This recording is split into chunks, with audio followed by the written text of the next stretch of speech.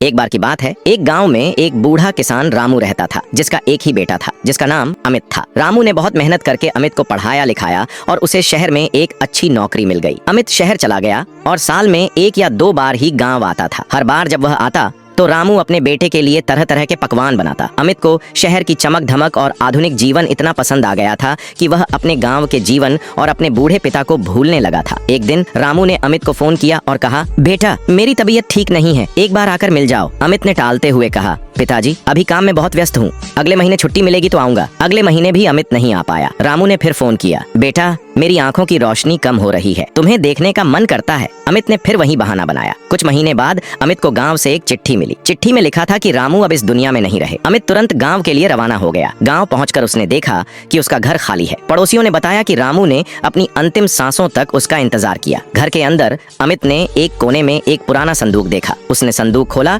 जिसमें एक जोड़ी पुराने जूते थे और एक लिफाफा। लिफाफा खोलकर उसने देखा कि उसमें एक नोट लिखा था, मेरे प्यारे बेटे, यह वही जूते हैं जिन्हें पहनकर मैं रोज खेतों में जाता था ताकि तुम्हारी पढ़ाई पूरी हो सके। आज मेरी आंखों की रोशनी चली गई है, पर मैं चाहता हूँ कि तुम इन जूतों को देखो और याद करो कि तुम्हारी खुशियों के लिए मैंने क्या क्या किया। मैंने कभी तुमसे कुछ नहीं मांगा, बस तुम्हारी एक मुस्कान चाहता था। अब मैं जा रहा हूँ, पर मेरी यादें हमेशा तुम्हारे साथ रहेंगी। यह पढ़कर अमित की आंखों से आंसू बहने लगे। उसे एहसास हुआ कि जिस दौलत और शोहरत के पीछे वह भाग रहा था, उसने उससे कहीं ज्यादा कीमती चीज खो दी थी, अपने पिता का प्यार और त्याग। अब उसके पास सिवाय पछतावे के कुछ नहीं बचा था।